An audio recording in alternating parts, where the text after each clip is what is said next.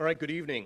My name is Mike Benner. I'm the Public Information Manager here at the Portland Police Bureau. I want to welcome everybody and thank you for joining us on such short notice. We're here to address the shooting incident involving federal agents in Southeast Portland earlier this afternoon. We have a number of speakers, including Mayor Keith Wilson, Governor Tina Kotek, and many others who I will let introduce themselves as they come to the podium.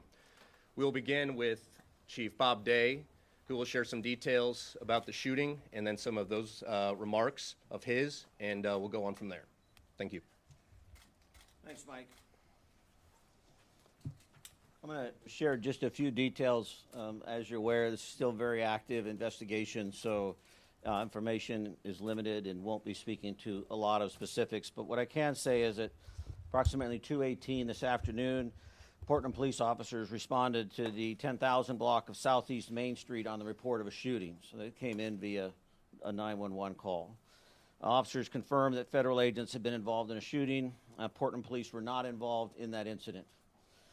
About 6 minutes later, at 2:24 p.m., officers received information, once again through dispatch, that a man who had been shot was calling and requesting help in the area of Northeast 146th and East Burnside.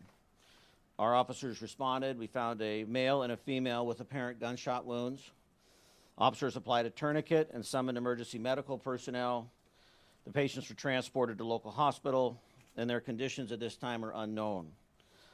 Officers had determined that the two people who were injured in the shooting involving the federal agents from the earlier call.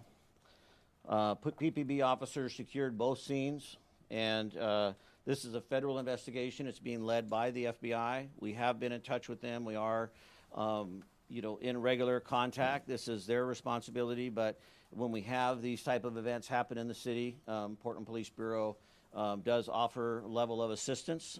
This is not any way, shape, or form immigration related on our end. We do not know the facts of this case.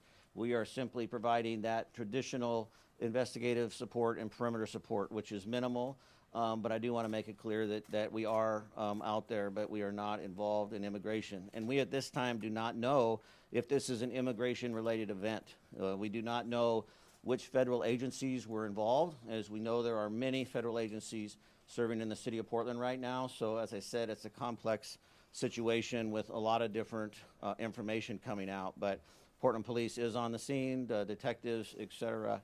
I want to say, that I'm saddened that we are here once again in a difficult, challenging, complex situation. But I'm also incredibly grateful for Portlanders. I'm grateful for the way that we have continued to show up over the past year, and we have certainly been tested.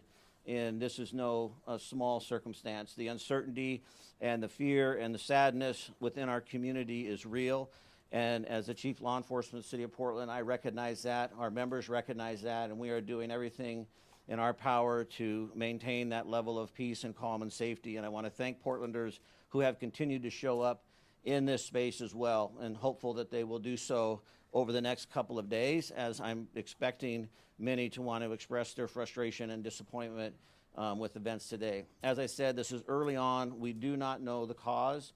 But we are engaged, and hopefully we'll have more information as the evening unfolds. I'm going to turn it over now to Mayor Wilson.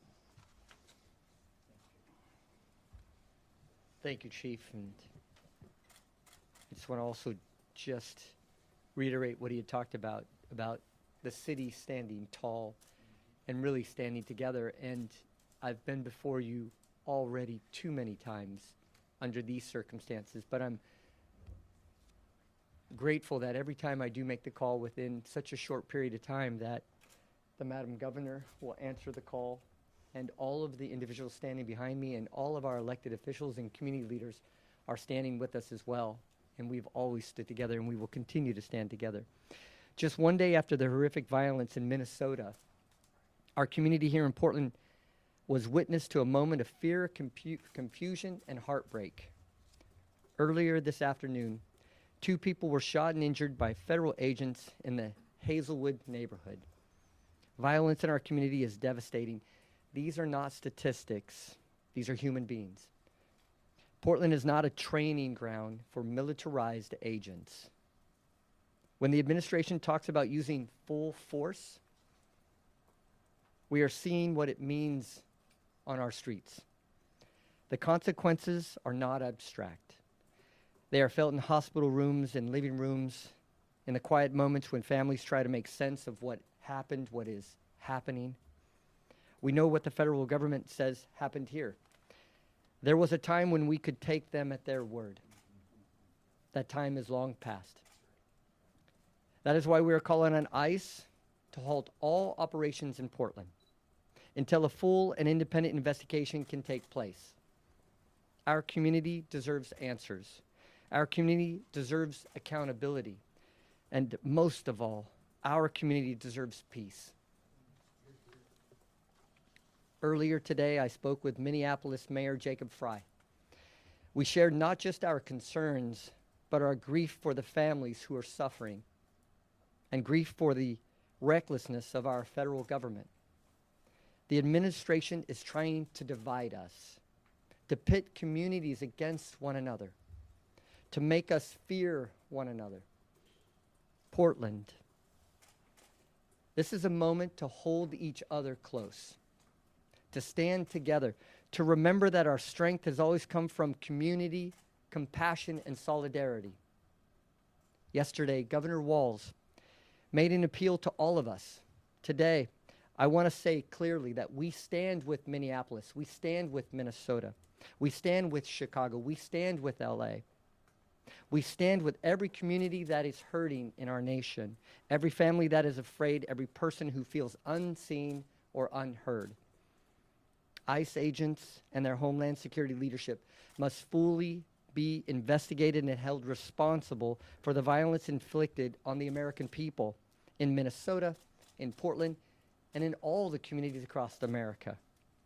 The Federal Protective Service claims values such as service, integrity, honor, and vigilance. This is the moment to live those values, not behind masks, not through intimidation, but through transparency, accountability, and most of all, humanity. So thank you. I'd like to turn it over to the governor.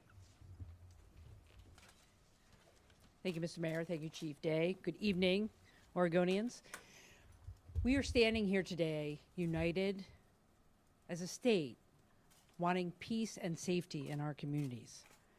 We are all shaken and outraged by another terrible, unnecessary, violent event instigated by the reckless agenda of the Trump administration. This time in our own state, in our largest city, coming just one day after the tragedy in Minnesota. While the details of the incident remain limited, one thing is very clear. When a president endorses tearing families apart and attempts to govern through fear and hate rather than shared values, you foster an environment of lawlessness and recklessness. Trust is essential to maintaining community safety and the rule of law. Federal agents at the direction of the Department of Homeland Security are shattering trust. They are hurting people and they are destroying day by day what we hold dear. Our sense of safety and our literal safety are severely undermined by what happened this afternoon in Portland. I'm so thankful that no one died and more people weren't hurt. The Attorney General and other leaders have been clear about our concerns with the excessive use of force by federal agents in Portland. And today's incident only heightens the need for transparency and accountability. Oregonians deserve clear answers. And I am aligned with the mayor. The priority right now is a full, completed investigation, not more detentions. My message to the federal government is this: we demand transparency. We demand your cooperation with Portland Police and the Multnomah County DA, because we need to investigate this incident efficiently and effectively so we can rebuild trust with our nation's government. There are those who want to cause chaos, but Oregonians know how to stand up and speak out peacefully. We must remain united in peaceful opposition to efforts to tear our community apart. We must not turn against each other. We must stand neighbor to neighbor. We must not take the bait. And I want to end by saying I'm grateful to the first responders who have been managing this incident today here in Portland. And we stand united with Americans across our country and with Minneapolis and Minnesota in light of these very troubling events. Thank you. I'd now like to hand over the podium to Senator Casey Jama, Democratic leader in the Oregon Senate. Well, good afternoon or good evening, everyone. My name is Senator Casey Chama. I also serve as the Senate Majority Leader. I live Hazelwood neighborhood. The incident took place not that far where I live in my home. I'm raising my 2 children and live with my wife. I have a few messages, but let me start to say this one first. My prayer is to the families and those who are hurt, and I hope they will recover speedily. As I said, I have been in this country about 28 years and a former refugee. I have never thought I will see this moment in the United States of America. This is a challenging time for us. My colleagues and I are working together to ensure that we address this issue at the state legislative level. We want to do as best as we can to protect the Oregonians who are fearful, who are scared, who are facing persecution under federal law. So we're going to introduce quite a number of bills that will be trying to minimize the impact of ICE in our community. I'm outraged and angry and frustrated, as many Oregonians are. Let me speak to Oregonians. I share your frustration. An immigrant refugee community, let me talk directly to them. I share your fear. I share your challenges that we're all facing. And I know that the struggle is real. Let me say this to the Oregonians. Oregonians are welcoming. State of Oregon is welcoming state. We want to keep that way. We want to fight for that. We want to work hard for that. And we want to make sure that all Oregonians feel welcome.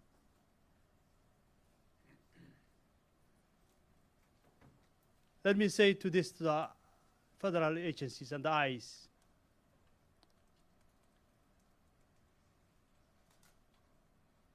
This is Oregon. We do not need you. You're not welcome. And you need to get the hell out of our community.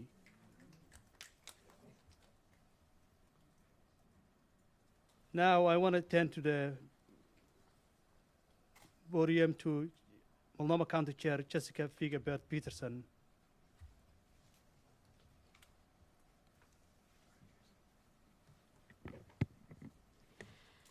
Good evening, everyone. If we were living in anything close to normal times, we would not be here right now. We should not be here right now. We should not be here right now because federal agents should not be in Portland neighborhoods shooting people. We should not be here right now because Renee Nicole Good should be alive and with her family in Minnesota right now. I want everyone to know that Multnomah County stands united in support of our immigrant and refugee neighbors and everyone opposing this injustice. I am proud to be joined tonight by Commissioner Moyer, Commissioner Edwards, and Commissioner Jones-Dixon. Enough is enough. The terror and violence ICE is causing in our neighborhoods must end now. At this moment, we don't know what precipitated the incident, the circumstances that led to the shooting, or the identities of people involved. The FBI will be leading the investigation, and they need to allow local law enforcement to participate, and they need to be transparent and accountable to local governments. We know that this news is incredibly alarming and upsetting. We know what happens today speaks to a fear that we have had since last fall when federal law enforcement and immigration agents first increased their presence in our community. Multnomah County will not stand by as federal governments attack our neighbors. Just this morning, our board unanimously voted to extend an emergency declaration in response to the ongoing harm of ICE activity, and we will keep showing up in every way that we can. During our vote, I shared that over the holidays, my office received a string of emails and calls from neighbors in the Brentwood-Darlington neighborhood who are asking for help to find 2 neighbors who were kidnapped by federal agents the day after Christmas. Both of these people are the primary breadwinners for their families, and their children attend the local elementary school. As a parent, my heart breaks for their families and the whole community that has been impacted by these cruel actions. Add to this the horrific murder of Renee Nicole Good in Minnesota, the dozens of lives that have been lost in ICE detention this year, and now a shooting here in Portland. And we can only conclude that this federal activity is a threat to our entire community and is a threat that is growing every day. In light of this, our community is calling on us to act, to deploy resources to support the families impacted by federal activity, and to do all that's in our power to ensure the safety of neighbors going forward. That's what the state of Oregon, Portland, and Multnomah County leaders have done and will continue to do as we respond to this crisis. That's what the people of Portland have done, representing the best of Portland to the whole nation as we continue to stand up for injustice. Thank you to all of you who have come out to protest the cruel and authoritarian actions of this administration while representing Portland's values. Keep showing up the way you have been. Keep raising your voices. Keep showing everyone who we are. Our neighbors and the literal crosshairs of this administration need your support now more than ever. Our solidarity is our strength. These are dark times. There's no getting around that. But I know that together we will persevere. Thank you. And now I would like to turn it over to Portland City Councilor Loretta Smith. Good evening. My name is Loretta Smith, and I'm a counselor from District 1. I stand here with my other counselors, Counselor Candace Avalos and Jamie Dunphy. This situation just got real. This is not a PlayStation moment where you can shoot folks and they come back alive again. I live in that district. The struggle was already real for immigrants and refugees who live in our community and our neighborhoods. And now I have to go home and tell my son and my 3 grandkids that they cannot stop for law enforcement because they're going to be afraid by looking at law enforcement that they might have the same thing happen to them that happened today. That is so unconscionable that just a day later, what happened in Minneapolis happening right here in Portland. This is very personal for me. And people who look like me, they shouldn't be afraid to walk around in their neighborhoods, walking to school in the morning with their kids. They should feel comfortable in their neighborhoods. And now we're disarmed now. We don't know who to trust. But I want to say here, I support the mayor, I support the governor in their efforts to do the things that we need to do to get ICE out of our state, in our city, in our neighborhoods. The harassment, the violence, the unconscionable walking around and infiltrating our communities as if we're some sort of third world country. It's not cool. And it's not something that we should support. I feel good, I feel strong standing next to my elected leaders and my community leaders behind me. We have to do whatever we need to do to make sure that ICE is no more. Thank you.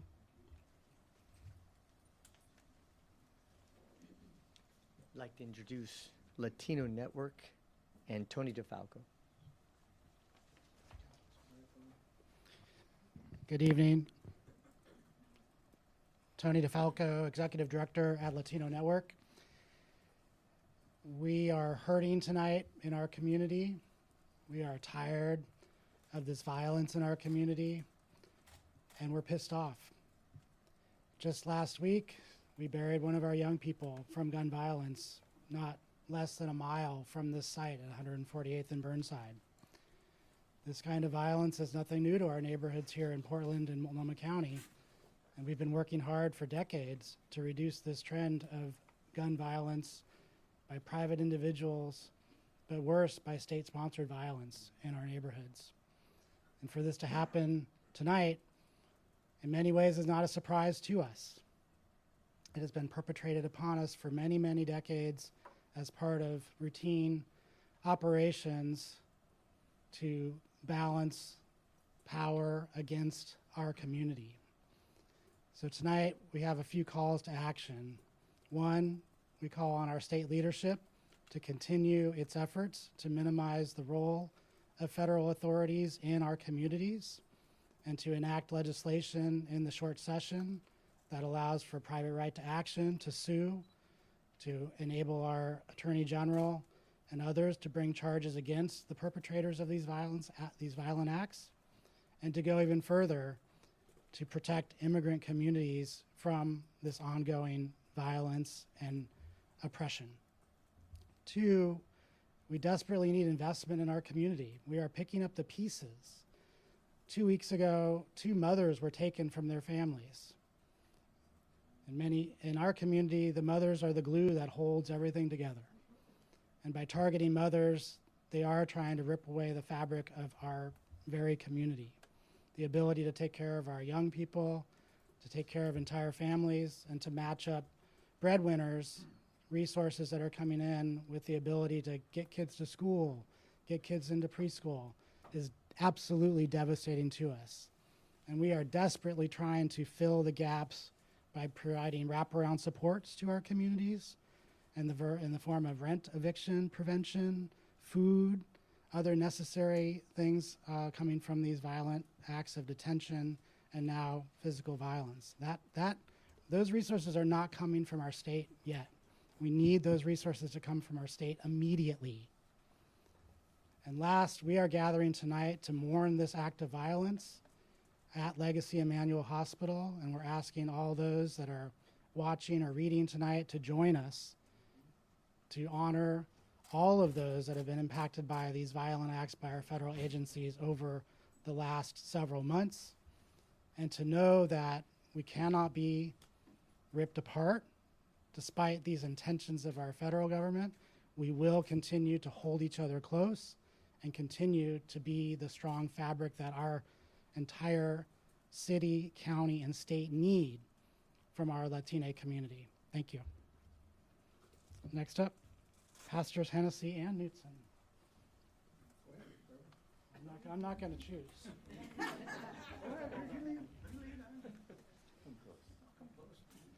Good evening, everybody. My name is Reverend Dr. J.W. Matt Hennessy, the pastor of the historic Vancouver Avenue First Baptist Church here in Portland, and also the leader of the Interfaith Peace and Action Collaborative. My friends, I echo the very comments that have already been made, and I want to be clear about that. The comments of recognizing that the reason why federal agents are here is because of a false narrative in the first place, when people were told that Portland was on fire, Portland was burning.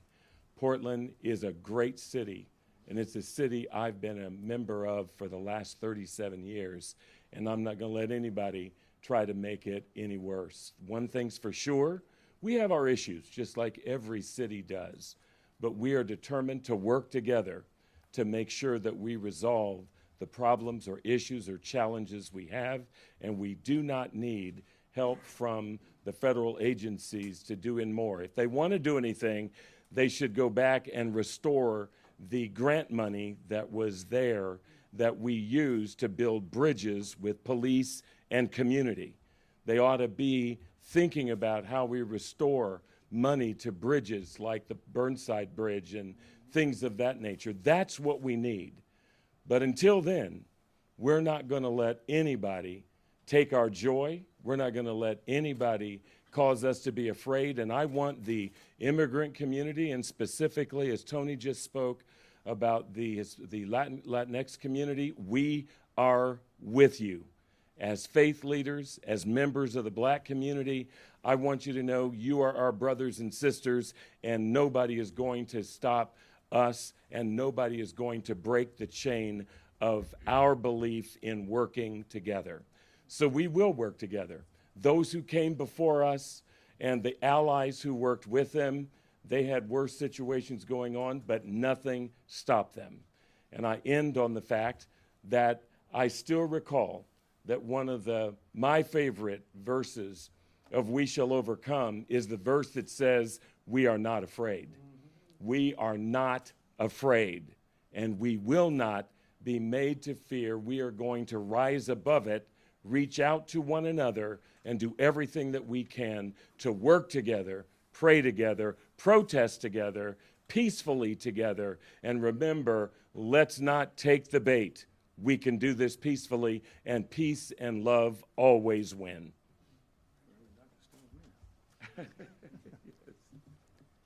Thank you, Dr. Hennessy, and to the mayor and the governor, thanks for your leadership and all the elected leaders, Chief Day, and all our friends, Tony and the rest.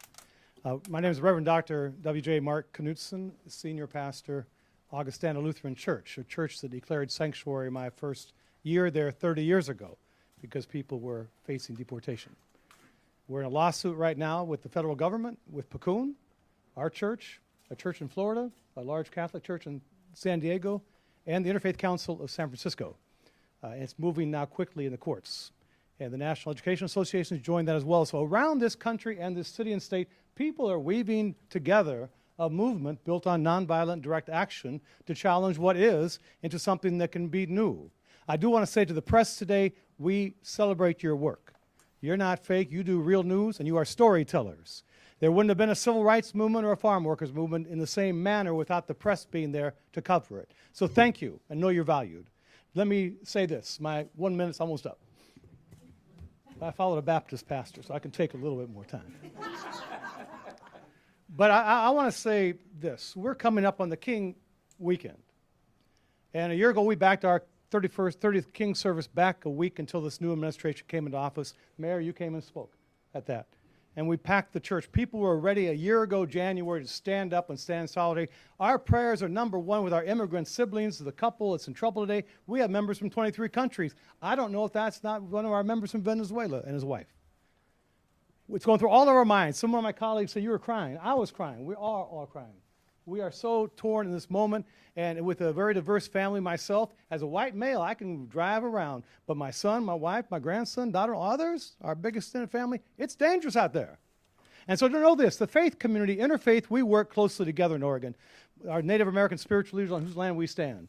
Jewish leaders, Muslim leaders, Hindu leaders, Sikh leaders, Christian leaders, other people of faith, and people of just goodwill to say enough is enough. This cannot continue. It is inhuman. With King's celebration coming up in just a week, his last couple sermons at Ebenezer and then at the National Cathedral and then at Riverside Church in New York, he said the biggest purveyor of violence in the world in 1968, the week before he was murdered, is our own government. Those words 60 years later train truly, because we have sisters and brothers who are us, our brown and black siblings, our LGBTQ members are afraid tonight, and we should all be standing in fear and holding together one another and saying to this man in the White House, and I know you're watching, I'll call you out, study your scripture. Don't be doing theological malpractice. Study your scriptures. What does the Lord require of you but to do justice, love kindness, walk humbly with the Creator and with one another. And in that spirit, Oregon, you've shown we can do this nonviolently. Read the 6 principles of nonviolent direct action. Keep doing what you are doing in a peaceful way. We shall overcome. God bless all of you. God bless our elected leaders, our civic leaders. All of us together, we can do this. Thank you.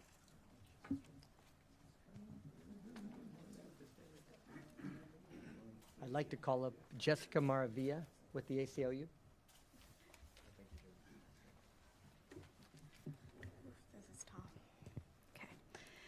Good evening. My name is Jessica Maravilla, and I'm the Policy Director for the ACLU of Oregon. We're an organization dedicated to protecting civil liberties and civil rights, and a core part of our work is defending immigrant and refugee rights.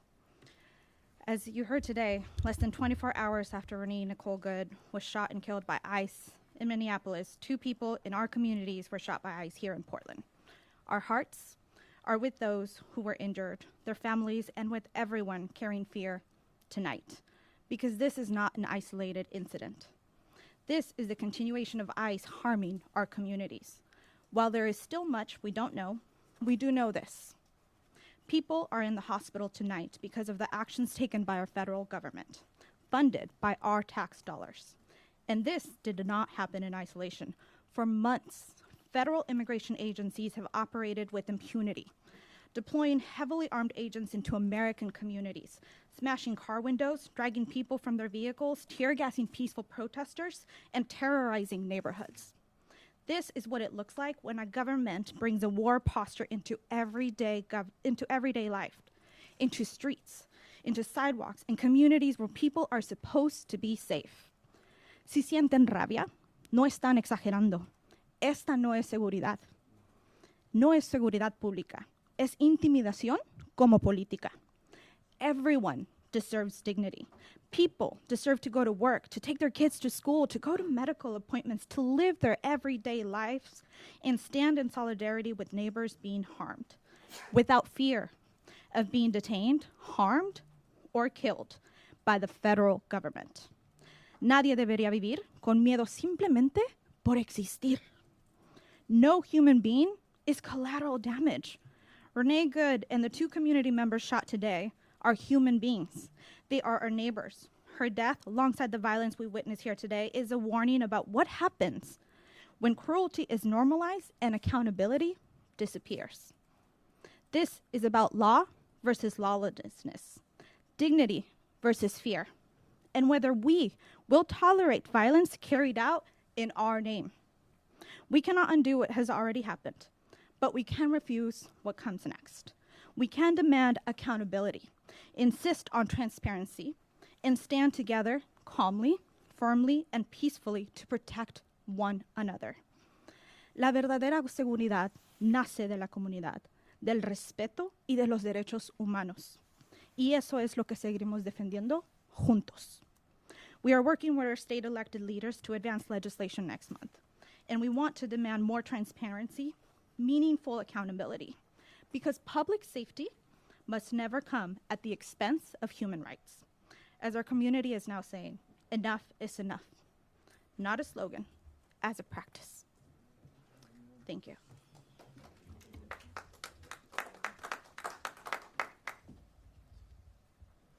Buenas tardes, everyone.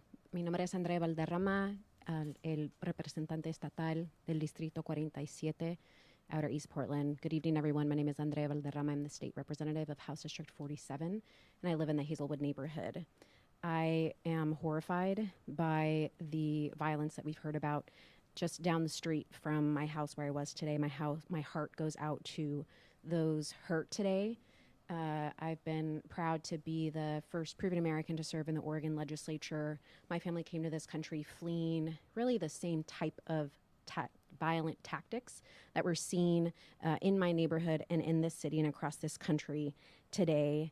And so it was so difficult to have yet another conversation with my daughter today about the violence that we're seeing in our neighborhood, and to hear from her the support that her school is providing for children who are terrified of walking home, who are terrified of participating in their extracurricular activities, who are unable to just pay attention in their classrooms. I absolutely stand against separating families, against destabilizing our kiddos and our families in this moment. Our communities deserve to stay together. Everyone's families and mothers and children deserve to stay together. This legislative session, I'll be bringing forward legislation to continue to strengthen and protect child stabilization, post-detention, and deportation. And I'll share updates as soon as possible on the situation in my neighborhood. I think the last thing that I just wanted to share is, as we are horrified and as I continue to mourn and do what I can as a mother to remain calm and provide peaceful support to her, I continue to feel hope with all of the incredible leaders that we have in this state, from our governor all the way down to our school district, to our neighborhood. I know that in Oregon, we are resisting peacefully. We are resisting in the way that we can. And I want to thank everyone here today and the leaders, whether you are a fellow mom in the neighborhood or our state governor. I'm so appreciative of all of the support, and know that we continue to resist always and stand with you. Thank you.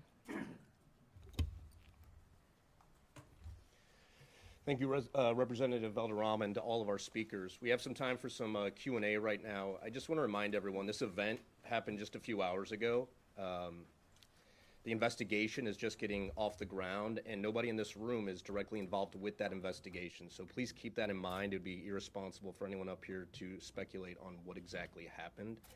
All that said, we thought it was important to address this incident. With that, we'll take Q&A. Please state your name and who you're with and who the question's for. We'll start with Anna Griffin. Anna Griffin from the New York Times. Governor, Mayor, and Chief, what are you actually hearing from the feds right now? Are they communicating with you? It seems like we have very little detail over it. Yeah, shortly after this event occurred, I did have a phone call with the Assistant Special Agent in charge here in Portland of the FBI, and we've been in regular communication with them. We, of course, were on scene, as I mentioned, out on 148th and Burnside, and as well as Portland Adventist, where federal officers were. So we quickly had, sergeants on scene to collaborate with their supervisors. So we are in communication as of just before this briefing, knowing that we're in communication with one another. But it is their primary responsibility, primarily the lead. And so, as Mike already commented, it's really would be speculation much beyond the fact that we are talking to one another in terms of responsibilities, who's doing what, et cetera. Are you hearing from DHS, Governor? No, I've not spoken with the federal government at all. Chief Day, Adrian Thomas with KPTV. DHS put out a statement this afternoon on this incident saying that one of the individuals was connected to a previous shooting in Portland. Is that true? Do you have any information on that? And what are the conditions of these two individuals right now? Yeah, I'm familiar with the statement that was put out. I can't comment on whether or not that's the case. We don't know who these individuals are. We have not, they haven't been identified or shared their identification with us. And I don't know the condition of them at this time, just knowing that they were taken to local hospitals. John Adams with KGW. We saw in the incident in Minnesota that there was surveillance video readily available after the incident. Are you aware of any surveillance video that may have captured this incident? I'm not aware of any at this time, no. Have not seen any. Hi there, Chief. Shane Dixon Kavanaugh, reporter with the Oregonian. Do you know whether or not Train Day or Aragua is active in Portland? I don't have any information that would link that at this time. No. Yeah, Alex, do you know the nationality of No, I've heard a lot of different comments. I don't want to comment on that. I can't be specific. I've heard different references, and I might be confusing some of that information. So, no, I don't have that specifically. KXL and the Oregon News Network, Heather Roberts. Is this a normal course of action? Is this standard procedure to have the FBI lead a shooting investigation and law enforcement involved shooting investigation inside the city limits? Yeah, on the federal side it is, yes. And I've been clear since we started down this road, in January of last year, that we've continued to keep open lines of communication with our federal partners, for, unfortunately, even moments like this. But on a local level, we value the ability to be able to pick up the phone, to call one another, to try and figure it out, understanding there's limitations, as we have tried to work through over the last year. And so we are present in a role that's supportive of trying to make sure that this is done equitably and accurately, safely, but they are the primary lead on it.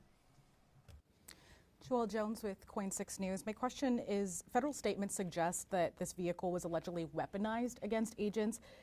Do your officers have any evidence to suggest that claim is true or to justify the use of deadly force?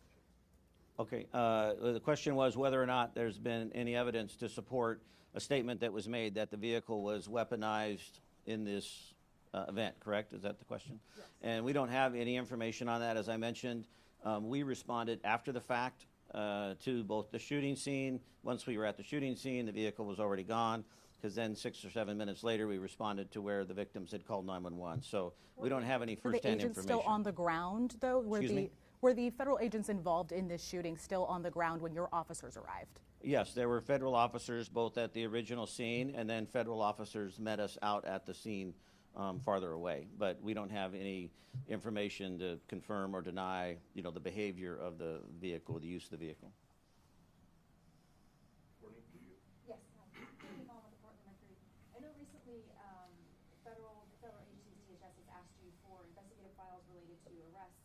Are you in a position to be able to ask for the same thing of these federal officers? Is the FBI going to keep you apprised? Are you in a position to be asked for records related to the investigation the same way they've asked the Portland Police Bureau?